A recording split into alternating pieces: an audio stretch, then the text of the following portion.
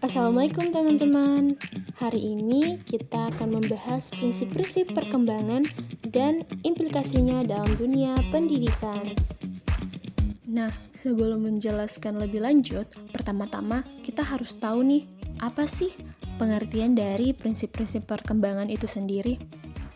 Nah, jadi prinsip-prinsip perkembangan adalah konsep-konsep dasar yang menjelaskan proses perubahan dan pertumbuhan individu sepanjang hidupnya. Dan di video kali ini, kita akan membahas 9 prinsip-prinsip perkembangan. Langsung saja kita ke prinsip yang pertama, yaitu prinsip kesatuan organis. Nah, maksud dari prinsip ini adalah setiap aspek perkembangan anak, baik fisik, intelektual, emosional, maupun sosial itu saling berhubungan, teman-teman. Jika satu aspek mengalami gangguan, maka aspek lainnya juga bisa terpengaruh.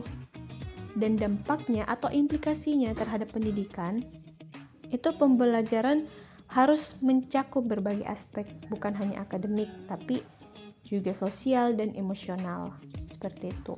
Nah, selanjutnya kita ke prinsip yang kedua, yaitu prinsip tempo dan irama perkembangan. Nah, jadi tidak semua anak berkembang dengan kecepatan yang sama. Ada yang lebih cepat memahami suatu hal, sementara yang lain membutuhkan waktu lebih lama. Dan dampaknya atau implikasinya terhadap pendidikan ini, guru-guru itu perlu memberikan pendekatan yang berbeda kepada setiap siswa sesuai dengan kebutuhan dan kecepatannya dalam belajar. Dan yang ketiga, ada prinsip pola perkembangan yang umum. Nah, setiap individu mengalami tahapan perkembangan yang sama, misalnya dari bayi ke anak-anak, lalu remaja, dan akhirnya dewasa. Namun, waktu dan cara mereka melalui tahapan tersebut itu bisa berbeda.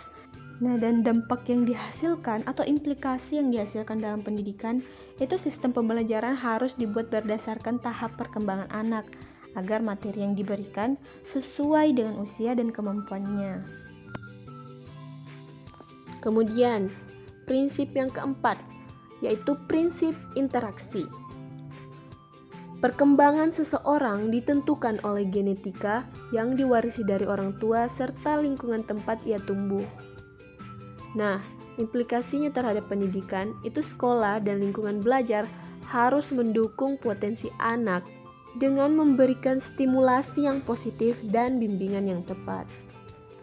Prinsip yang kelima ada prinsip kematangan, yakni di mana setiap anak memiliki tingkat kesiapan yang berbeda dalam menerima informasi atau melakukan sesuatu.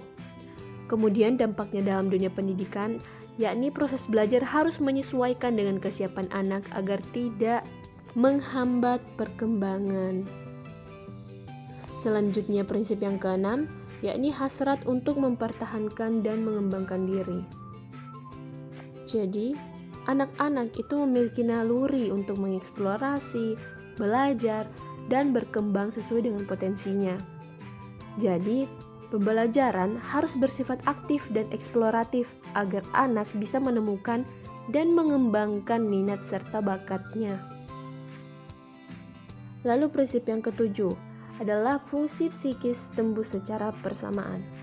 Nah, berbagai aspek perkembangan seperti kemampuan berpikir, keterampilan sosial, dan kontrol emosi terjadi bersamaan dalam suatu waktu. Dan dampak dari prinsip tersebut itu pembelajaran tidak akan hanya fokus pada aspek kognitif, tetapi juga harus mengembangkan keterampilan sosial dan emosional siswa. Prinsip ke-8, perkembangan mengikuti diferensiasi dan integrasi. Perkembangan dimulai dari hal yang sederhana dan secara bertahap menjadi lebih kompleks serta terkoordinasi. Kemudian dampaknya adalah materi pelajaran itu harus disusun secara bertahap dari yang mudah ke yang lebih sulit agar anak dapat memahami konsep dengan baik. Nah, kemudian prinsip yang terakhir adalah perkembangan membutuhkan asuhan atau bimbingan. Agar mencapai potensi maksimal, individu membutuhkan arahan, dukungan, dan lingkungan yang kondusif untuk belajar. Nah, dampaknya adalah guru harus berperan sebagai fasilitator yang memberikan dorongan, bimbingan, serta menciptakan suasana belajar yang nyaman dan mendukung. Jadi, secara garis besarnya, implikasi perkembangan itu ada beberapa. Yang pertama, setiap anak memiliki keunikan yang harus dihargai. Kemudian, pendidikan harus menyediakan stimulus yang beragam. Dan metode pembelajaran harus disesuaikan dengan tahap perkembangan serta lingkungan belajar yang positif. Oke teman-teman, mungkin sampai situ saja penjelasan saya mengenai prinsip-prinsip perkembangan dan implikasinya dalam dunia pendidikan. Terima kasih telah mendengarkan sampai akhir. Sampai jumpa.